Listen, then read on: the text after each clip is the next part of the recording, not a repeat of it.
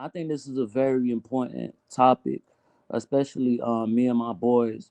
You know, I'm from down here in Miami, and you know, we came across y'all podcast, and we take a lot of the topics y'all talk about very serious. Now on the Trump situation, I really don't think we should be harping down on this level of racism because you know he did a few great things personally for us down here by freeing Kodak, you know, by freeing Wayne. And I have a bachelor's in law and government.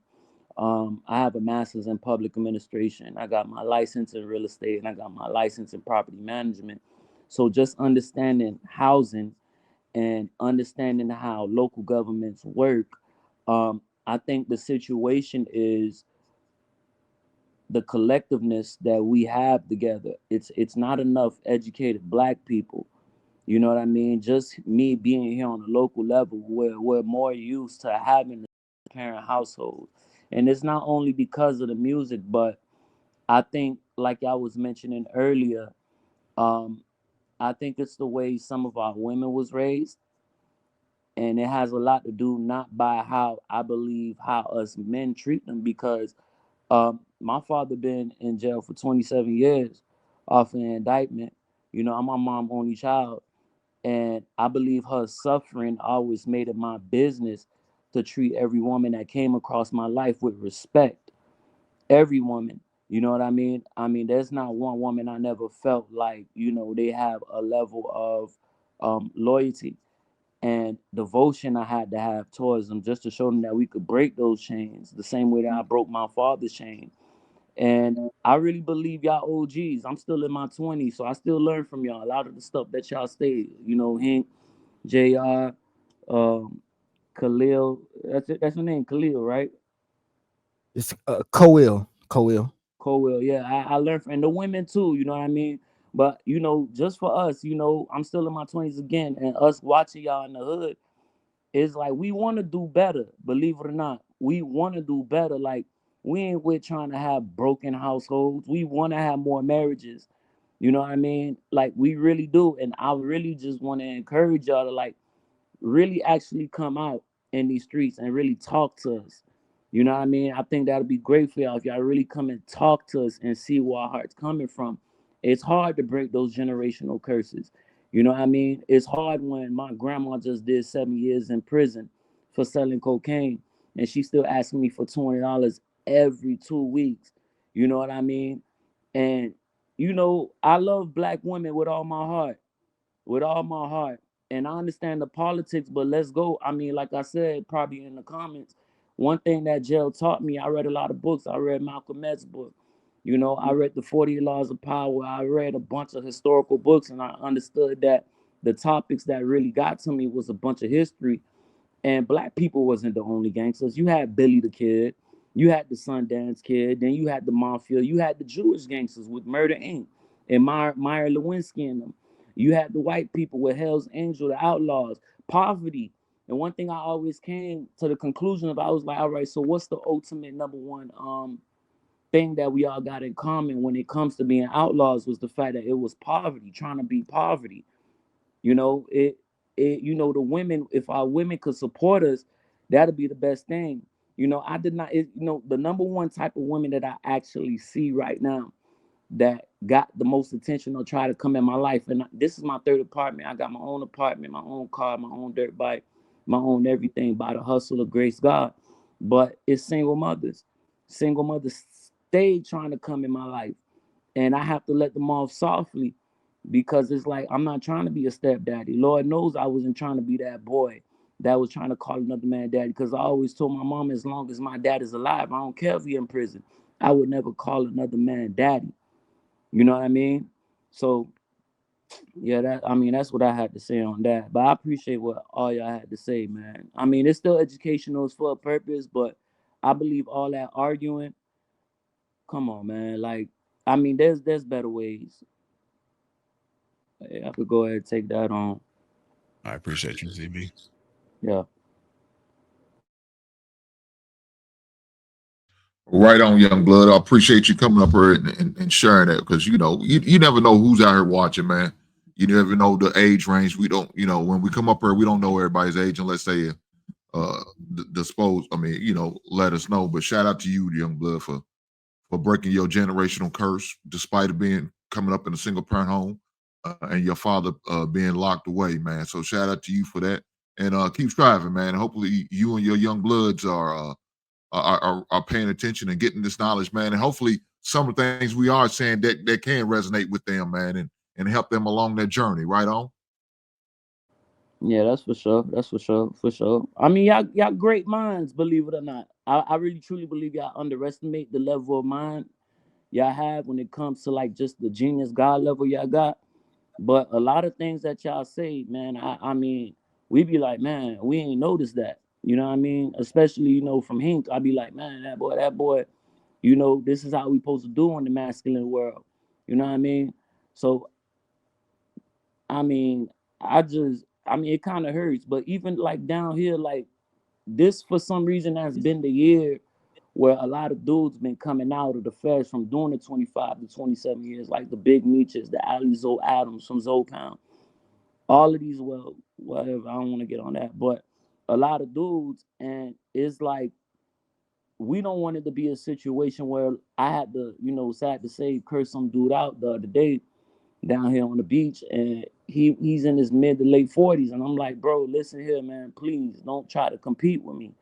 You know what I mean? You trying to date girls 25, 26, and then you bring them around, and then I'm just trying to give you a ride because you got a daughter 4 years old, and then you get mad at me because the girl probably might be talking to me a little bit more, but I still keep it respectful. But I told him when she got out the car, I said, bro, don't try to compete against me. And even though y'all might be the exceptions, we do have fathers that's jealous of us. My dad don't like to talk to me, and my homeboy's dad don't like to talk to them because we band together, and we like, man, look, man, we ain't gonna be no bums, bro. You know what I mean? We ain't gonna be no begging ass niggas. You know what I mean? We ain't gonna be these type of boys who we done seen grew up begging our grandmothers for plates of food and stuff like that. You feel what I'm saying? If we gonna ball together, man. Yeah, them boys got jobs, man. I used to work at the public defender's office, bro. I was a clerk. You know what I mean? And when I was coming up the ranks, I mean, I used to do the job so easy because I'm a quick learner. That's why I said thank God for the dope game, because I'm a quick learner. I learned so and do all of that. It was a situation where the black women on the job was like, well, he's gonna replace one of us. And when they got afraid that we was gonna replace one of them, I was gonna replace one of their positions for a secretary position, which was gonna give me a higher salary. Because come to find out, the public defender office only paid once a month. So state positions don't pay that. I worked at my past 3 jobs was at a law firm. I worked at an insurance law firm, working on all Hurricane Irma cases once a month. Public defenders once a month. So you got to go to work starving.